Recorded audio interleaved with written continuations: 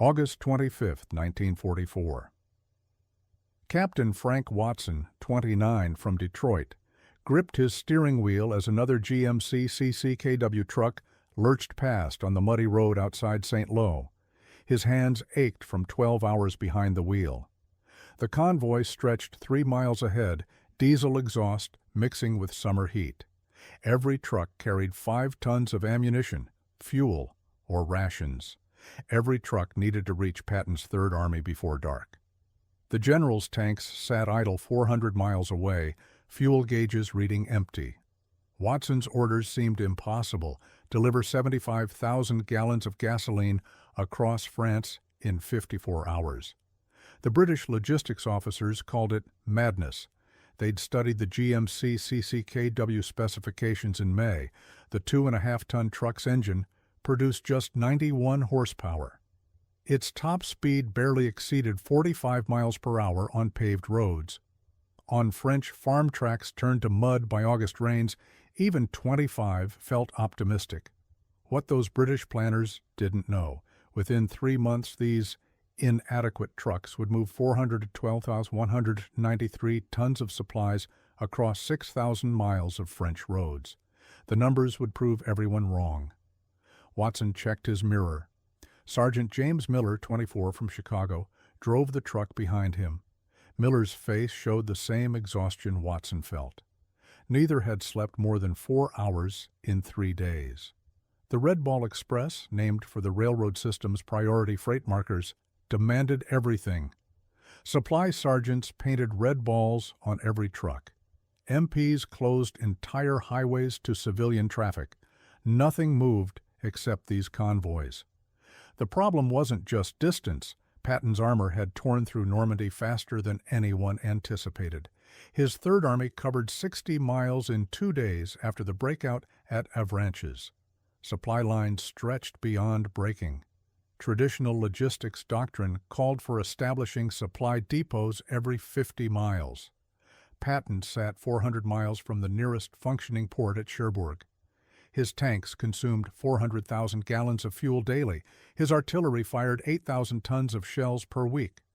Could trucks alone bridge that gap?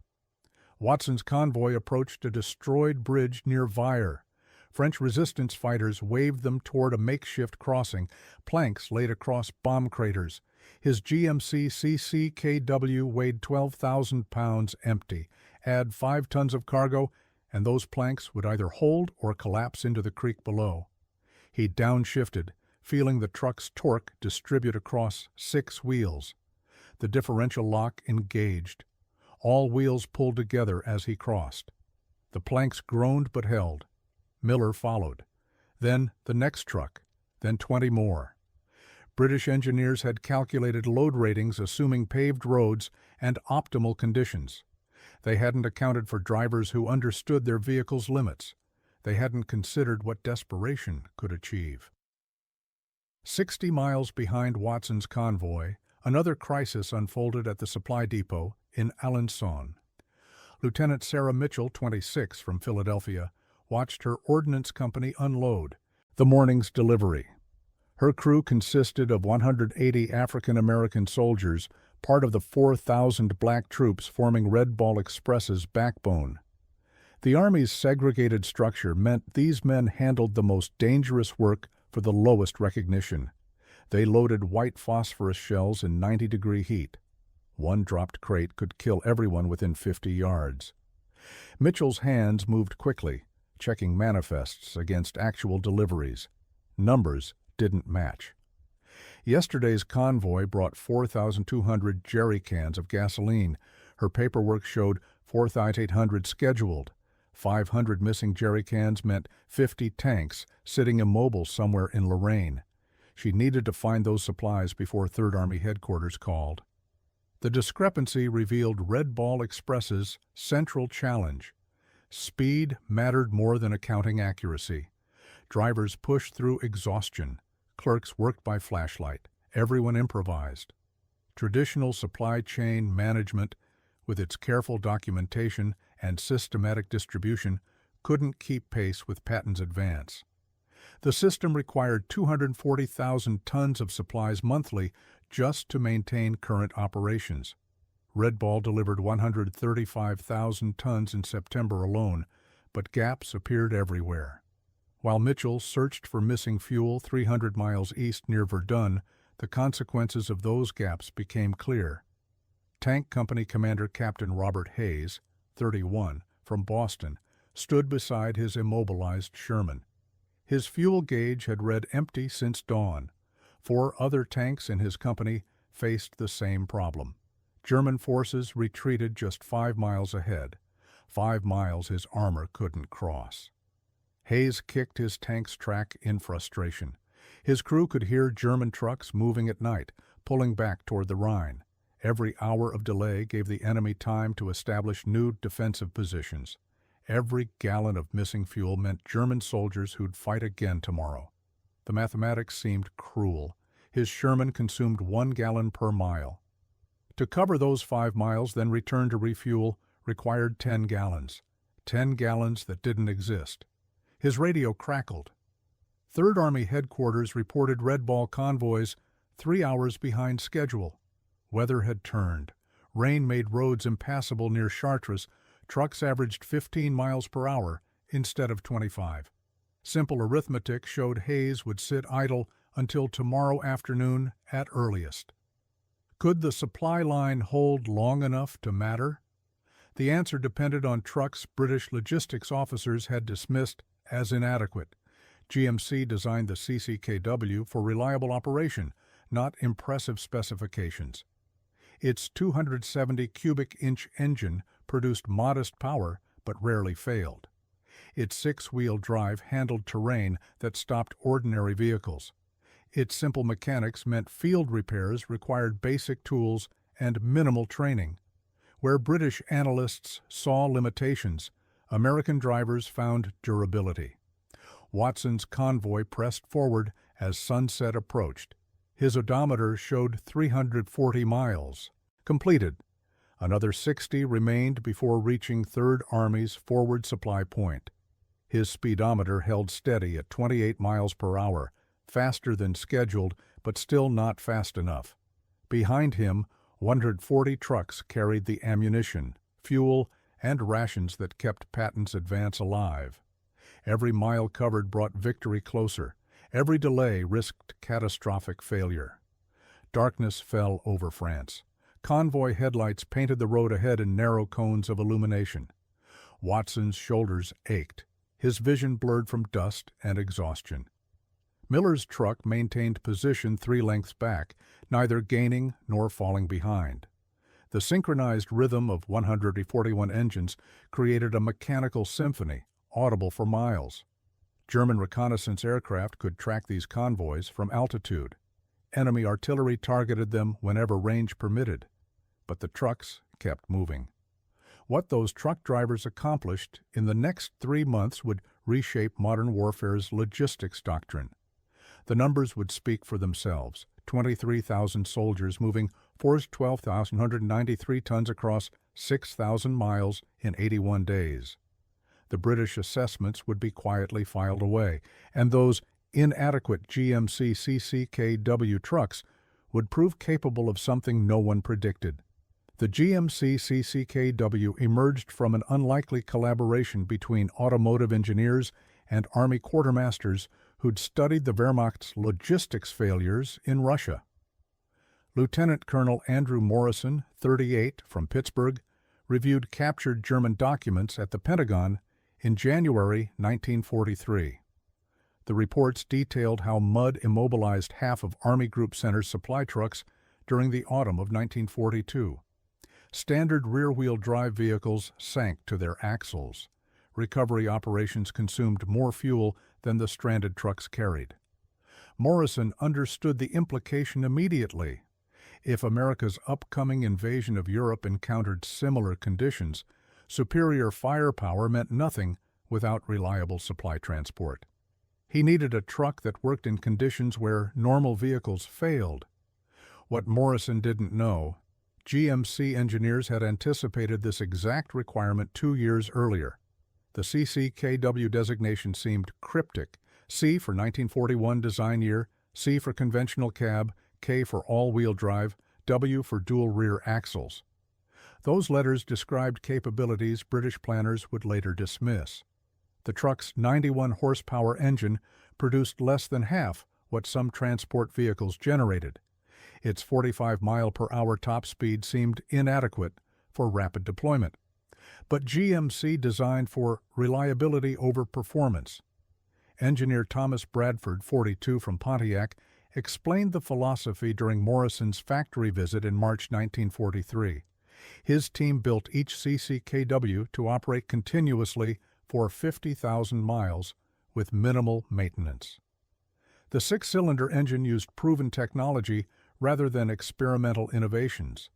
Its compression ratio stayed low enough to run on poor quality fuel. The transmission offered 5 forward gears for maximum torque control.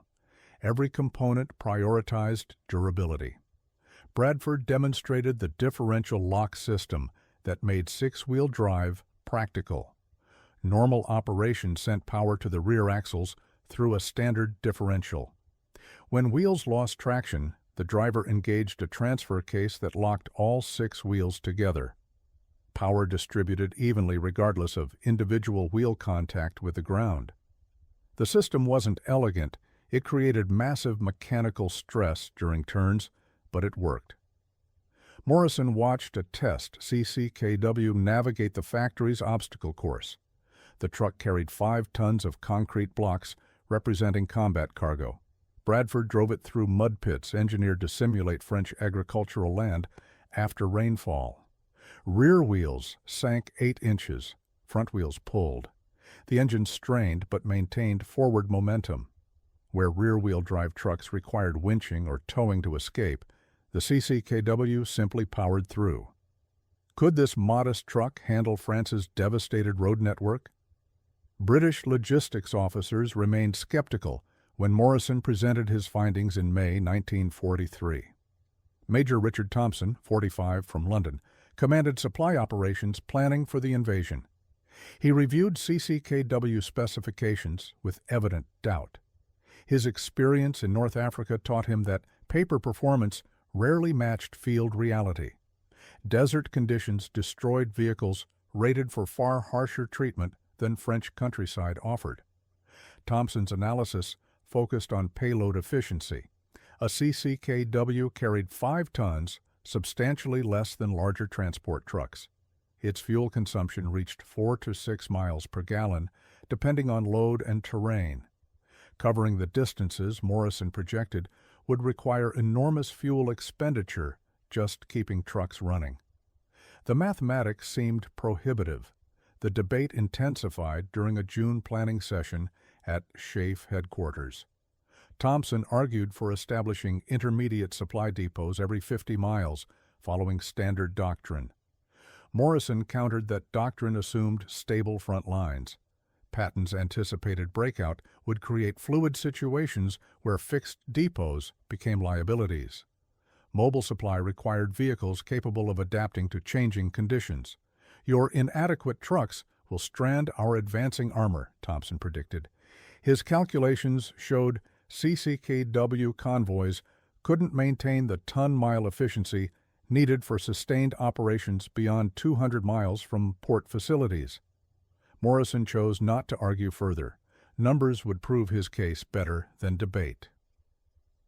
While Thompson filed objections 400 miles away at a training facility near Liverpool, Sergeant First Class Marcus Johnson, 27, from Alabama, learned to drive the GMC CCKW under combat conditions. His training company consisted entirely of black soldiers, the 3348th Quartermaster Truck Company. Army segregation meant African American troops received support roles rather than combat assignments. Johnson's cadre would drive trucks while white officers commanded. The arrangement seemed unjust, but Johnson focused on mastering his vehicle. Instructors taught him to read terrain, to sense when wheels were losing traction, to know his truck's limits before reaching them. He learned to estimate load weight by how the suspension compressed. He practiced differential lock engagement until the motion became automatic. 12 hours daily behind the wheel transformed the CCKW from machinery into extension of his body. His instructor, Staff Sergeant William Foster, 35, from Detroit, emphasized one principle above all: the truck will get you there if you don't fight it. Work with what it gives you. Foster demonstrated by driving a loaded CCKW up a 35-degree incline, then reversing down. The engine's low-range gearing provided enough torque to maintain control both directions. Foster never touched the brake pedal descending. Compression braking handled deceleration. The technique saved brake pad wear and prevented overheating on long descents. Johnson absorbed every lesson. His company would deploy to France in July, joining the massive supply operations supporting the invasion. What role they'd play remained unclear, but Johnson understood his CCKW's capabilities now. Thompson's assessment seemed premature. Training concluded with a 48-hour endurance test. Johnson's company drove their trucks 400 miles across England's worst roads while carrying full loads. They navigated at night without headlights. They forded streams. They recovered stuck vehicles using only manual winches and basic tools. 17 trucks finished. 0 mechanical failures occurred beyond normal wear items like flat tires. The test validated Morrison's confidence in GMC's engineering. These trucks could handle sustained operation under adverse conditions. Whether they could handle France remained to be proven. Back in Washington, Morrison received deployment orders for the CCKW fleet. Schaeff authorized 7,000 trucks for initial supply operations after the invasion. Another 15,000 would follow by autumn. The scale exceeded any previous military logistics operation. Success required more than reliable vehicles. It demanded systematic coordination across hundreds of miles. Morrison designed what he called the express route concept. Dedicated highways would carry nothing except supply convoys. Military police would clear civilian traffic. Engineers would maintain road surfaces to prevent deterioration. Fuel depots positioned every 100 miles would eliminate range anxiety. Drivers would operate in shifts, keeping trucks moving continuously. Thompson reviewed the plan with renewed skepticism. "You're proposing to turn half of France into an American highway system." "Yes," Morrison confirmed, "because anything less won't work."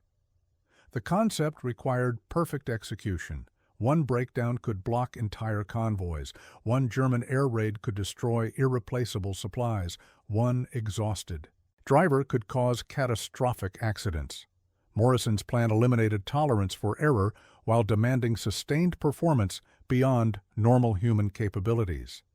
Yet the alternative, watching Patton's tanks sit idle for lack of fuel, seemed worse. Morrison submitted his final recommendations in July 1944. Schaeff approved pending field validation. The GMC CCKW trucks were already loading onto transport ships bound for Normandy. Soon, reality would test Thompson's pessimism against Morrison's optimism. What neither man fully anticipated, the dedication of 23,000 truck drivers who'd refused to let inadequate become their legacy. The Red Ball Express system emerged from desperation rather than planning. When Patton's Third Army broke through German lines at Avranches on July 31, 1944, his armor advanced faster than anyone predicted. By August 15th, his lead elements sat 250 miles from Normandy beaches, the only functioning supply source in France. Traditional logistics doctrine collapsed under these distances. Colonel Gordon Matthews, 44, from Cleveland, commanded supply operations for Third Army at a hastily established headquarters near Chartres. His situation reports painted an alarming picture. Patton's forces consumed 800,000 gallons of fuel daily, double the planned allocation. Ammunition expenditure exceeded projections by 40%. Food supplies ran critically low as combat troops outpaced their supply echelons. Matthews calculated that existing supply methods would halt Third Army's advance within 72 hours. The numbers permitted no argument. His available trucks couldn't bridge the gap between consumption and delivery rates. On August 21st, Matthews issued emergency orders, creating what soldiers started calling the Red Ball Express. The name came from railroad terminology. Red balls marked priority freight, requiring fastest possible handling. Matthews applied the concept to highway logistics. He designated Route Nationale 7 and parallel roads as exclusive supply corridors. MPs established checkpoints every 10 miles. Engineers filled potholes and removed disabled vehicles within 1 hour of any stoppage. The system seemed impossible to implement. France's road network suffered extensive bomb damage. Bridges collapsed under even modest loads. Detours added unpredictable delays. Matthews ignored these obstacles. He ordered his truck companies to begin continuous operations immediately. Lieutenant Colonel James Peterson, 41 from Seattle, commanded the 48th Quartermaster Truck Battalion, tasked with 1st Red Ball Express convoy. His 180 trucks loaded at Cherbourg on August 25th. Each carried 5 tons of jerry cans filled with gasoline. Peterson's route stretched 400 miles to a forward supply point near Verdun. His orders specified 54-hour delivery deadline. How could trucks maintain that schedule across devastated infrastructure? Peterson organized his convoy into 3 platoons of 60 trucks each. Lead platoon departed at 600 hours. Second followed 2 hours later. Third left at 1,000 hours.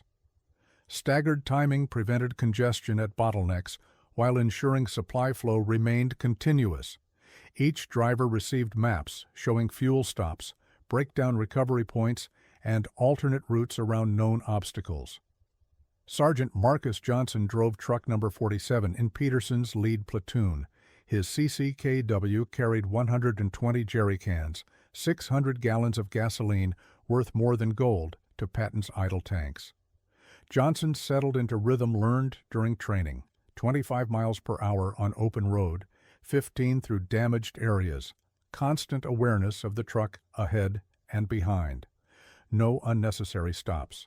4 hours into the journey, Johnson's platoon encountered their first crisis. A destroyed bridge near Alençon forced detour onto unpaved farm tracks. Recent rain turned the route into mud. Standard rear-wheel drive vehicles would bog down immediately. Johnson engaged his differential lock and maintained speed. Behind him, 59 other GMC CCKWs followed. The detour added 2 hours. Peterson radioed ahead, notifying supply coordinators that delivery would extend to 56 hours instead of 54. Matthews approved the revision. Schedule flexibility mattered less than maintaining forward momentum. 200 miles behind Peterson's convoy, the Red Ball Express revealed its first systemic problems. Captain Helen Rodriguez, 29 from San Antonio, managed dispatch operations at the Cherbourg loading facility. Her responsibility included coordinating truck arrivals, ensuring proper cargo distribution, and maintaining vehicle readiness for next rotation. The pace overwhelmed existing procedures. Rodriguez discovered that trucks returned from delivery runs showing severe wear. Tire failure rates exceeded 15% per round trip. Engine oil consumption doubled predicted levels. Brake systems overheated from constant use on French hills. Standard maintenance schedules assumed trucks would receive service every 3,000 miles. Red Ball Express trucks were covering that distance in 11 days. She established emergency maintenance protocols. Mechanics worked 24-hour shifts. Parts inventory expanded to include items rarely needed under normal operations. Rodriguez requisitioned 4,000 replacement tires in 1 week, triple her authorized stock level. Her superiors questioned the expenditure. Rodriguez provided one answer. Patton's tanks needed fuel more than accountants needed balanced books. The maintenance challenge exposed British concerns about CCKW inadequacy. Thompson's predictions seemed accurate. The trucks couldn't sustain this operational tempo without excessive support. But Rodriguez noticed something Thompson missed. When mechanics received necessary parts and adequate rest breaks, they kept every CCKW running. The trucks didn't fail mechanically. They required maintenance, but they performed. Could maintenance support scale quickly enough to match demand? 300 miles east, Staff Sergeant William Foster coordinated convoy recovery operations from a forward position near Rems. His job involved retrieving broken-down trucks before they blocked critical routes. Foster commanded 6 wrecker vehicles and 32 mechanics. On August 28th, he received 14 call-outs in 12 hours, trucks immobilized by flat tires, overheated engines, or driver exhaustion. Foster's team responded to each incident within 30 minutes. They changed tires on the roadside rather than towing trucks to rear facilities. They carried spare parts for common repairs. Most breakdowns required 15 minutes to fix. Serious problems meant attaching tow bars and pulling disabled trucks to the shoulder, then dispatching replacement vehicles to continue the delivery. The recovery system worked because Foster anticipated problems rather than reacting to them. He positioned wrecker vehicles at known trouble spots. He stockpiled parts where failure rates ran highest. His mechanics learned to diagnose CCKW problems from radio descriptions, arriving with correct tools and components. Foster's efficiency impressed Colonel Matthews during an inspection visit on September 1st. Matthews asked the obvious question, "Can you maintain this pace for another month?" Foster's response carried no hesitation. "As long as parts keep flowing and mechanics get sleep, yes." That conversation changed Matthews' understanding of the operation. Red Ball Express didn't require perfect trucks. It needed adequate trucks supported by excellent maintenance and recovery infrastructure. The GMC CCKW proved adequate. Foster's system provided the infrastructure. Meanwhile, Peterson's battalion completed their first delivery run in 57 hours, 3 hours over initial schedule, but far faster than traditional methods. His drivers arrived exhausted. Several fell asleep in their vehicles before unloading, but 600,000 gallons of gasoline reached Patton's tanks. Third Army's advance resumed. Peterson ordered immediate turnaround. His trucks loaded ammunition and rations at the Verdun supply point, then began return journey to Cherbourg. The 400-mile trip took 42 hours southbound, faster because empty trucks consumed less fuel and handled better on damaged roads. Peterson's battalion established pattern: 54 hours forward, 42 hours return, 12 hours maintenance, 1 complete cycle every 108 hours. The mathematics revealed Red Ball Express's true capability. 1 battalion of 180 trucks delivered 900 tons per cycle. 20 battalions operating simultaneously moved 18,000 tons every 5 days. The system exceeded Matthews's most optimistic projections. But human cost mounted alongside tonnage statistics. Drivers averaged 4 hours sleep per day. Accident rates climbed. On September 7th, Corporal David Martinez, 23, from Phoenix, fell asleep at the wheel near Chartres. His truck drifted off the road, crashed through a fence, and overturned. Martinez survived with broken ribs. His cargo, 3 tons of artillery shells, scattered across a French farmer's field. EOD team spent 8 hours recovering and securing the ammunition. The incident forced Matthews to address driver fatigue. He implemented mandatory rest periods, 8 hours off duty for every 48 hours driving. The policy reduced available trucks by 25%, but cut accident rates in half. Better to deliver less cargo safely than risk catastrophic failures. Rodriguez modified maintenance schedules to accommodate rest requirements. Trucks rotated through 3 phases: active delivery, maintenance repair, and reserve standby. The system ensured drivers and vehicles received necessary recovery time while maintaining delivery capacity. What emerged through August and September 1944 wasn't the operation Matthews initially planned. Red Ball Express evolved through continuous adaptation. Problems generated solutions. Solutions created new problems. The cycle continued daily, but the system worked. Patton's tanks kept moving. German forces kept retreating. Thompson's assessment that GMC CCKWs were inadequate became irrelevant beside actual performance. The trucks delivered, the system sustained itself, and 23,000 soldiers proved that determination could overcome limited specifications. The real test approached. As September progressed, Patton's advance stretched supply lines beyond 400 miles. Could Red Ball Express maintain delivery rates across even greater distances? The answer would determine whether Allied forces reached Germany before winter. Sergeant Marcus Johnson detected the engine temperature gauge climbing as his CCKW labored up a hill near Verdun on September 12, 1944.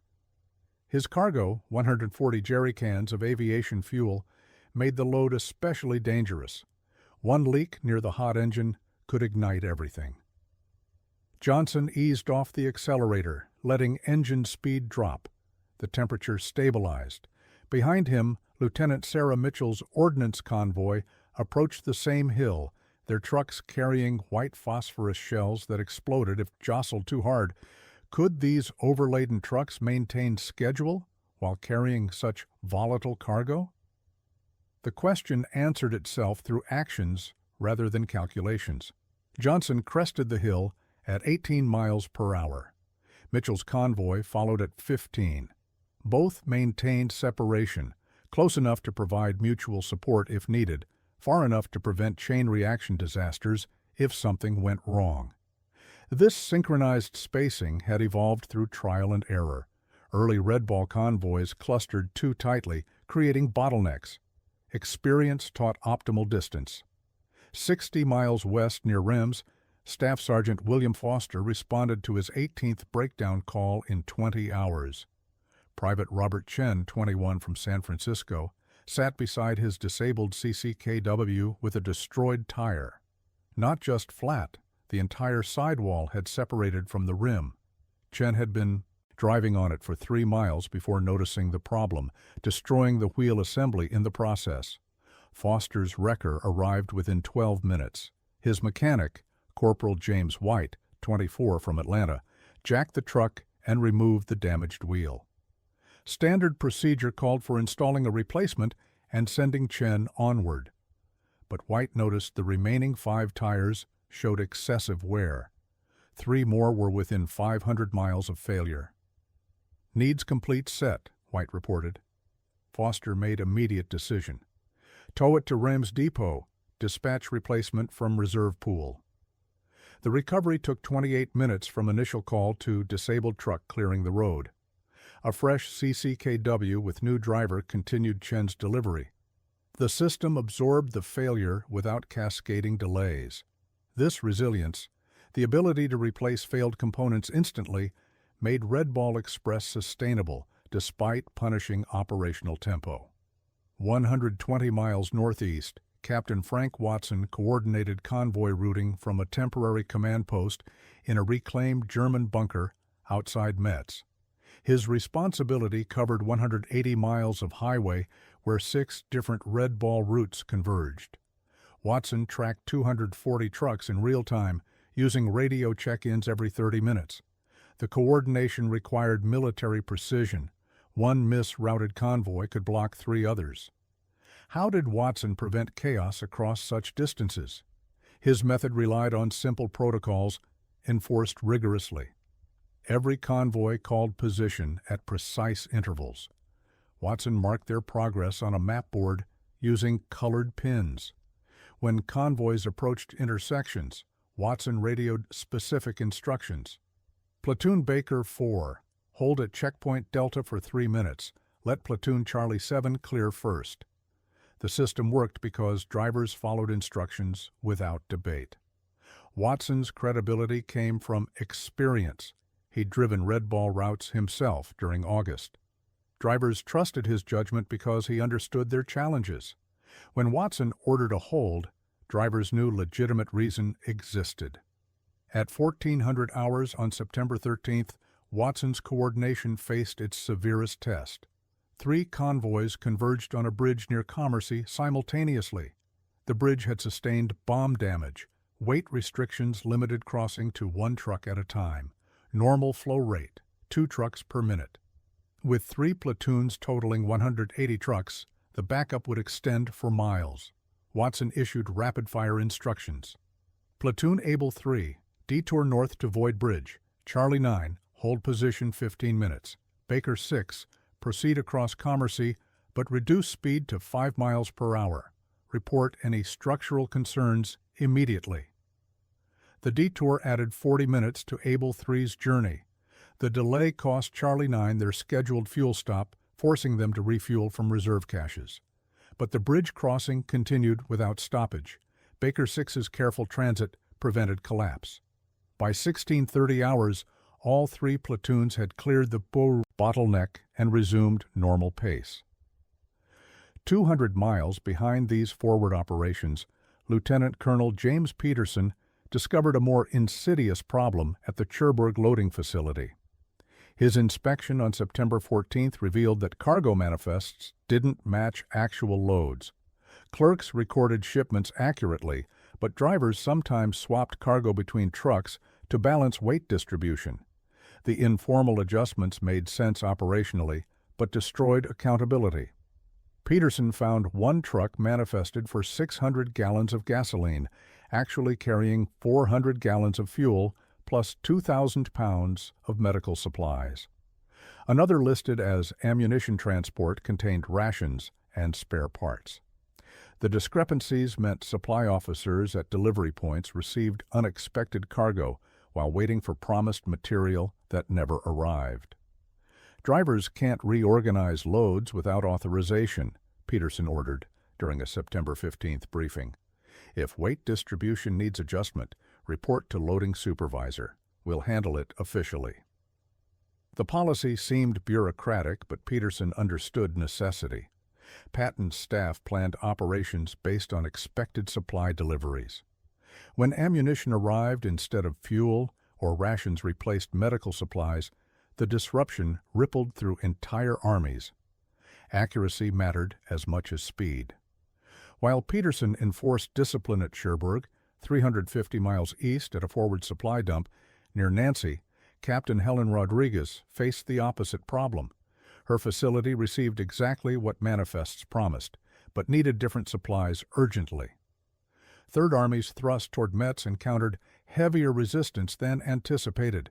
Ammunition consumption spiked 60% above projections. Her stock contained adequate fuel and rations, but insufficient artillery shells. Rodriguez couldn't wait for official channels to address the shortage. She radioed directly to convoys in transit. Any trucks carrying 150mm shells, divert to Nancy immediately. We'll coordinate with destination to replace your cargo from next convoy. The improvisation violated established procedures. Rodriguez risked court-martial for redirecting supplies without authorization. But she also understood tactical reality. Artillery batteries firing at reduced rate because shells ran short meant infantry taking casualties that fire support could prevent. Rodriguez chose to solve the immediate crisis and address consequences later. Her gamble paid off when Colonel Matthews arrived unannounced on September 16th. Rodriguez expected reprimand. Instead, Matthews examined her supply reports and nodded approval. This is exactly the flexibility we need. You saw a problem and fixed it. Well done. Matthews' endorsement validated the initiative Red Ball Express required. Rigid adherence to plans couldn't accommodate fluid battlefield conditions. The system worked because officers like Rodriguez made real-time adjustments based on battlefield needs rather than bureaucratic protocols. 90 miles south at a fuel depot outside Commercy, Sergeant James Miller faced a different crisis on September 18th. His convoy arrived to find the depot empty, completely dry of gasoline. The previous convoy had consumed every gallon refueling for their return journey to Cherbourg. Miller's trucks carried enough fuel to reach Nancy, 60 miles ahead, but not enough for the round trip back. Miller radioed Watson's coordination post. Need emergency fuel authorization. Can't complete mission without it. Watson consulted his tracking board. Another convoy carrying fuel supplies sat 40 miles behind Miller's position, but diverting that convoy meant delaying deliveries to units already critically short. Watson faced impossible mathematics, rob Peter to pay Paul, with soldiers' lives hanging on both decisions. He made the call that exemplified Red Ball Express philosophy. Miller, proceed to Nancy with current fuel. Emergency tankers will meet you there for return trip. Don't stop. Don't slow down. Keep rolling. The phrase, keep 'em rolling, became Red Ball Express's unofficial motto. Soldiers painted it on truck bumpers. MPs shouted it at checkpoints. Officers used it to end briefings. The words captured the operation's essential nature. Momentum mattered more than perfection. At 2200 hours on September 20th, Private Thomas Bradford, 22, from Pontiac, felt his eyelids growing heavy as his CCKW rolled through darkness near Chateau Thierry. He'd been driving for 34 consecutive hours. His convoy had departed Cherbourg at noon on September 19th. Bradford maintained position through willpower alone. The white cat-eye lights on the truck ahead, designed to prevent enemy detection, created hypnotic effect. His vision tunneled. His hands felt disconnected from the steering wheel. Would exhaustion claim him before he reached the delivery point? Bradford's head jerked forward as sleep took him. His truck drifted right, tires leaving pavement for gravel shoulder. The changed sound jolted him awake. He overcorrected left, cutting back across the road. Behind him, 3 trucks swerved to avoid collision. Bradford's heart hammered. His hands shook. He'd nearly killed himself and 4 other drivers because fatigue overwhelmed his determination. The incident wasn't unique. Accident reports from September 1944 documented 75 crashes attributed to driver exhaustion. Some involved single vehicles leaving roads. Others created chain reactions as following trucks crashed, trying to avoid disabled vehicles ahead. On September 22nd, a 5-truck pileup near Epernay killed 2 drivers and destroyed 12 tons of ammunition. Fatigue had become as dangerous as enemy action. Colonel Matthews implemented new regulations on September 25th. Drivers received mandatory 8-hour rest periods after every 48 hours at the wheel. The policy reduced available trucks by 23%, but cut fatigue-related accidents by half. Matthews accepted the trade-off. Better to deliver less cargo safely than risk catastrophic losses to preventable crashes. 200 miles northeast, Lieutenant Colonel Peterson supervised the operation's most challenging logistics problem, vehicle maintenance under impossible conditions. His maintenance crews at Cherbourg worked 24-hour shifts keeping trucks operational. By late September, the Red Ball Express fleet showed severe wear. Tire failure rates exceeded 18% per round trip. Engine overhauls occurred every 4,000 miles instead of the planned 10,000. Brake systems required constant adjustment. Clutches burned out from excessive shifting on French hills. Peterson requisitioned parts at unprecedented rates. In 1 week, he ordered 6,000 tires, 400 engines, 800 brake assemblies, and 1,200 clutch plates. Supply officers questioned whether such quantities reflected accurate needs or administrative error. Peterson provided one answer: examine any returning Red Ball truck and see the evidence yourself. The maintenance challenge revealed uncomfortable truth. GMC CCKWs were performing far beyond their design specifications. Engineers built these trucks for 50,000-mile service life under normal conditions. Red Ball Express subjected them to continuous operation over damaged roads while carrying maximum loads. The trucks endured, but at cost measured in replacement parts and mechanic labor. Yet they kept rolling. Peterson's maintenance system ensured that 94% of Red Ball trucks remained operational at any given time. When trucks failed, mechanics fixed them. When repairs proved impossible, wreckers towed hulks to scrapyards, and replacement vehicles continued missions.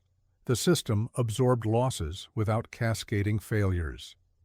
At Nancy on October 1st, Captain Rodriguez compiled statistics for Matthews's monthly report. The numbers told remarkable story. Red Ball Express had operated continuously for 38 days. In that period, 5,158 trucks delivered 12,500 tons of supplies daily. Total tonnage exceeded 475,000 tons. Fuel, ammunition, rations, medical supplies, and equipment reaching 28 different Allied divisions across France. Could anyone still call these trucks inadequate? Rodriguez included one additional statistic in her report. Of 23,000 soldiers operating Red Ball Express, approximately 75% were African American. The Army's segregated structure meant black troops handled the hardest, most dangerous logistics work while receiving minimal recognition. They drove through exhaustion. They unloaded volatile cargo under enemy fire. They died in accidents caused by impossible schedules, and they kept rolling because the mission demanded it. Sergeant Marcus Johnson understood this reality clearly. On October 8th, his convoy passed a cemetery where fallen Red Ball drivers rested. He counted 23 graves marked with Transportation Corps insignia. 20 were black soldiers. Johnson's knew their names. He'd driven alongside most of them. Staff Sergeant Hiawatha Perry, 33, died October 19th when his truck overturned near Reims. Corporal James Washington, 25, burned to death October 23rd when his fuel-laden CCKW caught fire outside Verdun. Private First Class Robert Hayes, 21, died October 27th from injuries sustained in a head-on collision. Their sacrifice received no headlines, no medals, no recognition beyond names recorded in casualty lists. But their contribution proved as vital as any infantry assault or bomber raid. Without these drivers, Patton's tanks sat immobile. Without their determination, Allied advance halted. They understood this. They kept rolling anyway. By November 1st, Red Ball Express approached its operational limits. Supply lines stretched beyond 450 miles. Trucks consumed more fuel, reaching forward positions than they could carry. Even bulk tankers faced range constraints. The mathematics became impossible. Trucks needed fuel to deliver fuel, creating diminishing returns that threatened entire system collapse. Matthews recognized the inevitable. Red Ball Express had accomplished its mission, but couldn't sustain operations indefinitely. On November 16th, after 83 continuous days, the operation officially ended. Allied engineers had restored sufficient French rail capacity. The port at Antwerp opened, providing supply access closer to front lines. Portable fuel pipelines began operation. Red Ball's trucks could finally rest. The final statistics reflected unprecedented achievement: 23,000 soldiers, 5,958 trucks, 412, 193 tons of supplies delivered across 6,000 miles in 83 days. The British assessments that predicted failure gathered dust in file cabinets. The GMC CCKWs that seemed inadequate had proven capable of sustaining the most rapid military advance in history. The numbers told the story more clearly than any narrative could. Between August 25 and November 16, 1944, Red Ball Express delivered 193 tons of essential supplies. Those tons included 110,000 tons of fuel, 95,000 tons of ammunition, 87,000 tons of rations, and 120,193 tons of equipment and miscellaneous cargo. At peak operation, 5,158 trucks carried 12,500 tons daily. The operation completed more than 121 million ton miles in 83 days, a logistics feat unprecedented in military history. Those 23,000 drivers proved British predictions catastrophically wrong. Major Thompson's assessment that GMC CCKWs were inadequate became historical footnote, eclipsed by actual performance. The trucks delivered when doctrine said they couldn't. They sustained operations across distances that traditional logistics theory deemed impossible. And they did so while operating beyond their design specifications under conditions that destroyed lesser vehicles. What began as desperate improvisation transformed modern warfare's fundamental assumptions about supply operations. The strategic impact rippled outward through cascading effects that military planners initially failed to predict. At tactical level, Red Ball Express enabled Patton's Third Army to maintain offensive operations for 3 additional months. Those months carried Allied forces from Normandy to Germany's border. Third Army liberated 12,000 square miles of French territory, captured 140,000 German prisoners, and destroyed or damaged 27 enemy divisions. At operational level, continuous supply flow prevented German forces from establishing defensive positions that might have prolonged the war. Wehrmacht planners counted on Allied logistics failures to buy time for reorganization. They studied Napoleon's campaign and assumed similar overextension would eventually halt the advance. Red Ball Express invalidated those assumptions. Patton's armor never gave the enemy breathing room to consolidate. How much did this logistics operation shorten World War II in Europe?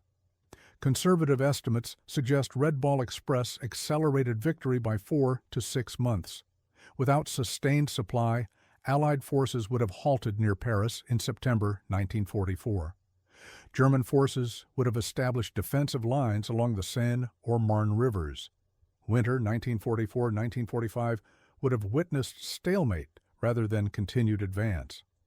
The war might have extended into late 1945 or even 1946, with incalculable additional casualties on all sides. At strategic level, Red Ball Express validated mechanized warfare's logistical requirements. Military doctrine evolved to recognize that mobility meant nothing without supply infrastructure, matching advance rates. Post-war logistics planning incorporated lessons learned during those 83 days. The U.S. Army developed dedicated transportation branches, standardized resupply protocols, and emphasized maintenance systems capable of sustaining high operational tempo. The operation's legacy extended far beyond 1944. During the Korean War, U.S. forces implemented Red Ball priority supply routes, using lessons from the French experience. Vietnam-era logistics relied on similar principles: dedicated supply corridors, priority routing, and continuous delivery cycles. Gulf War planners studied Red Ball Express when designing operations that moved 500,000 troops and their equipment 8,000 miles in 6 months. Could modern military logistics exist without Red Ball Express's innovations? The question answers itself through examining current operations. In Afghanistan, the 82nd Combat Aviation Brigade named their fixed-wing supply aircraft Red Ball Express, in direct homage to the 1944 operation.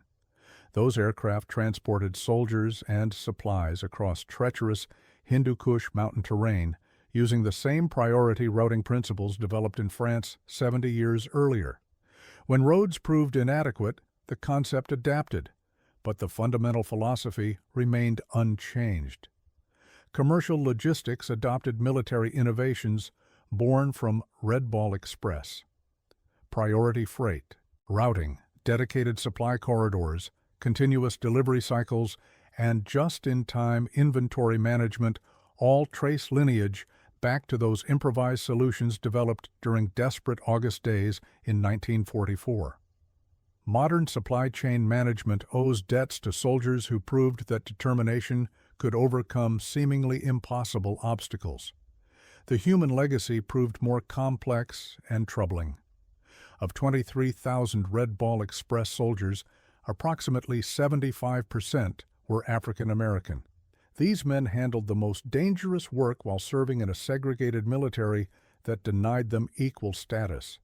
They drove through exhaustion, unloaded volatile cargo, and died in accidents, then returned to bases where they couldn't eat in the same mess halls or sleep in the same barracks as white soldiers. Their contribution received minimal recognition during the war. Official citations went primarily to white officers who commanded operations.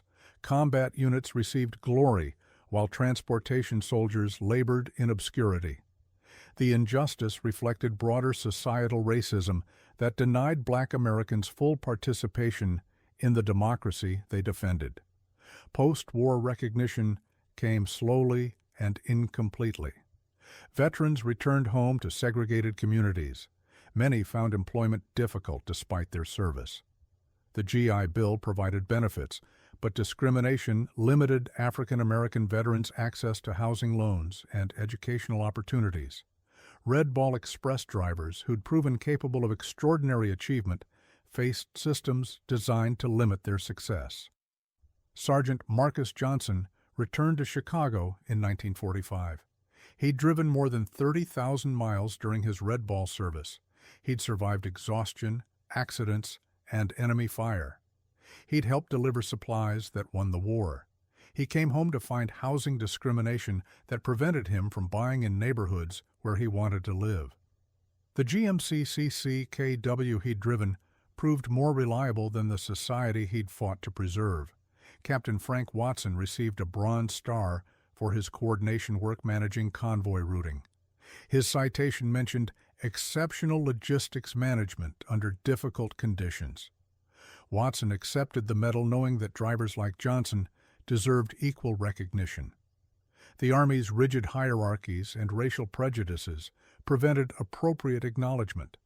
Watson spent post-war years advocating for Transportation Corps veterans, particularly African American soldiers whose contributions remained unrecognized.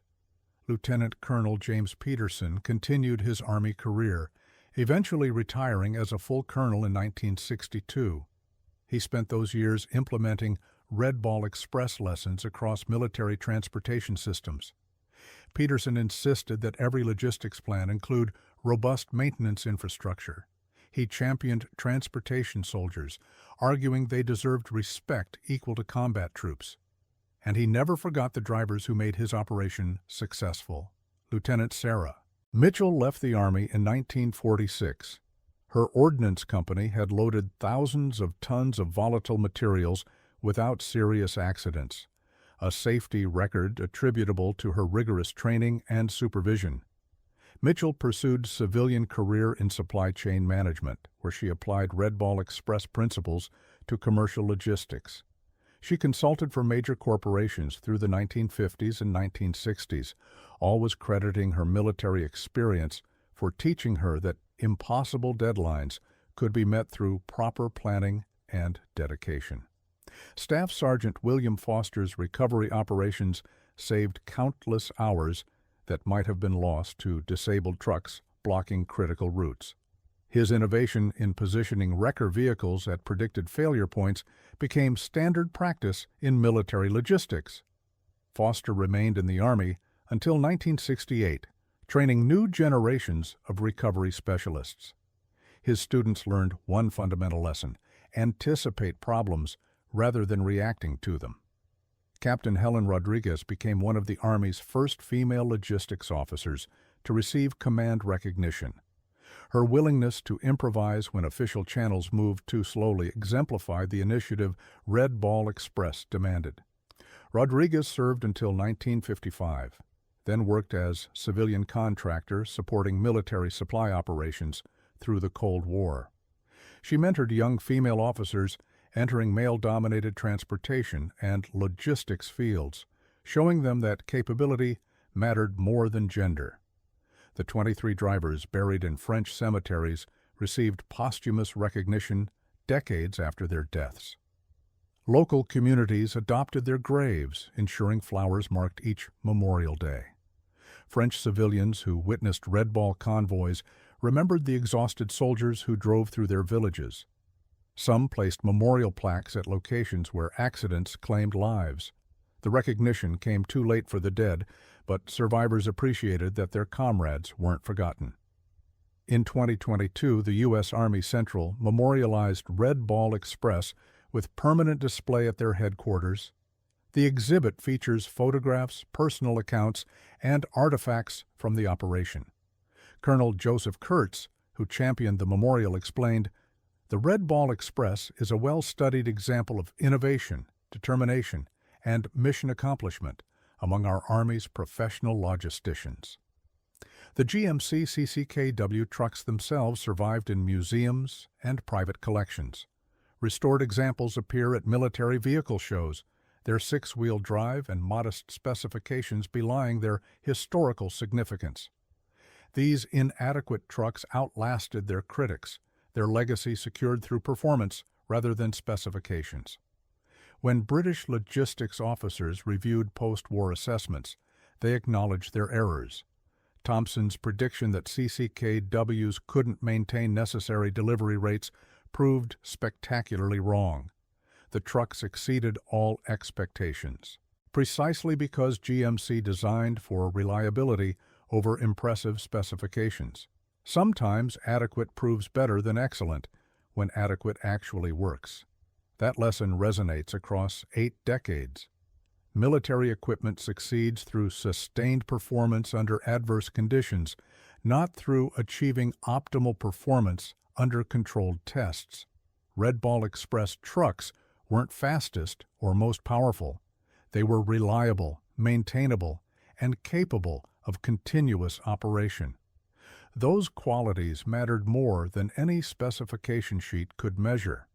The operation's final lesson proved simplest and most profound. Logistics determines what's possible in warfare.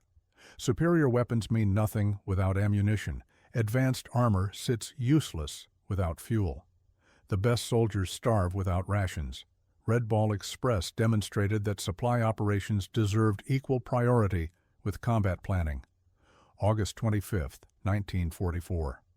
Captain Watson gripped his steering wheel and began a journey that would prove everyone wrong. 83 days later, 23,000 soldiers had rewritten logistics doctrine and shortened World War II.